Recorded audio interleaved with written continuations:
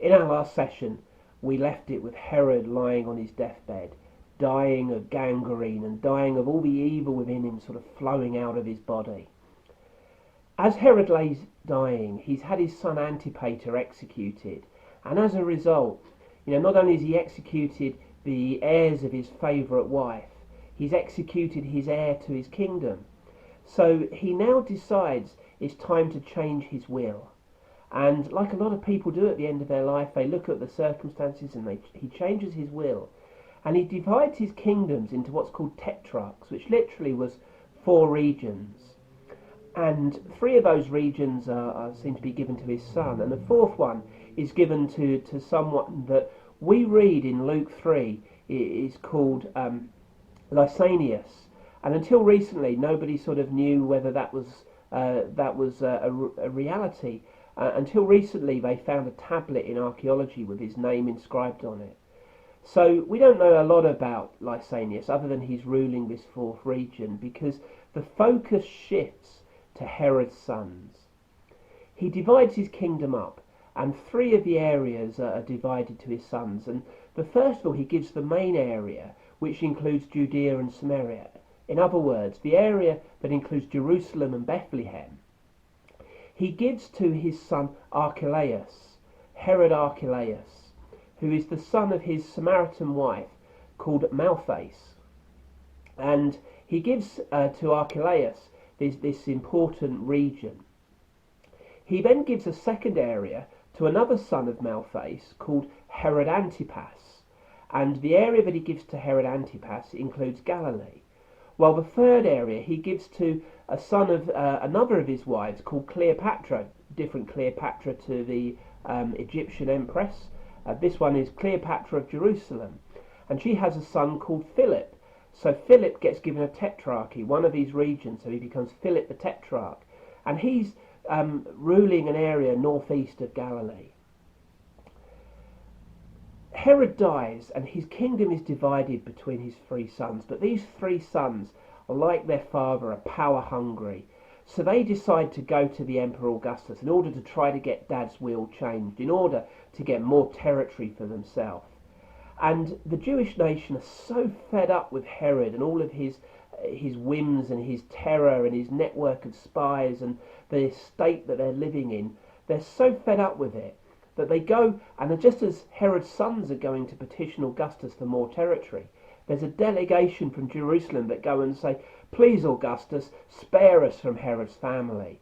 They're still angry at the murder of the rabbis and the disciples. And while they're all there petitioning the emperor, the Jews in Jerusalem decide they've had enough and they go on a riot. And it ends up being put down by the governor of Syria, who comes in and he puts down this insurrection, this Jewish insurrection. 2,000 people are crucified, and those who survive some of the crucifixion get sold off into slavery. So you can imagine the hatred and the environment that there is going on.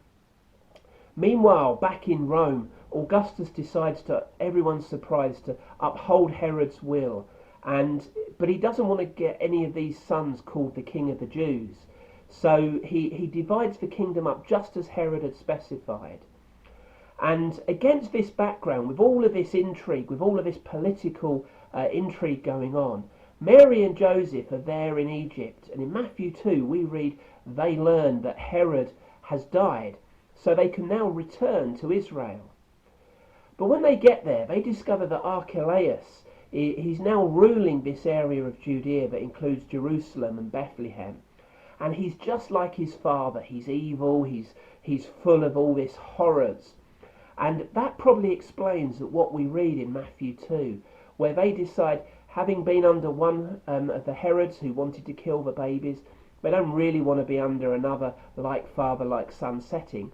So they decide to move into the area where Herod Antipas is ruler, where he's not quite as bad as Herod Archelaus. And so they settle in this town called Nazareth. So we have Archelaus ruling, and he's so sort of brutal. He tracks down this delegation that went to Rome to try to stop him being the ruler of the area. He tracks them down and he has them executed and their property seized. And so you've got this sort of cauldron of hatred and political intrigue going on. And the Jews, so upset by this, there's a brave second delegation that go to the emperor in AD 6. Archelaus has been ruling since 4 BC when the first delegation went, and Mary and Joseph went into exile into Egypt, and then they return when Herod the Great dies. But in AD 6, after about 10 years of this horrific rule, this second delegation go to the emperor, and they go and they accuse Archelaus of not ruling as the emperor instructed, with peace and reasonableness. And as a result, Archelaus gets summoned to Rome and exiled to Gaul, which is modern-day France, and at that point disappears from history. With Archelaus deposed, the Roman emperor, he decides enough is enough. These Herods are bad news. So he decides to give this lucrative area of Judea and Samaria that includes Jerusalem and Bethlehem, he puts it under military rule, and he appoints a prefect or a procurator in charge. And the first one he appoints is Copernicus. And Copernicus takes over from Archelaus in order to bring military rule to the area, to put down all these riots and this insurrection and this troublesome area.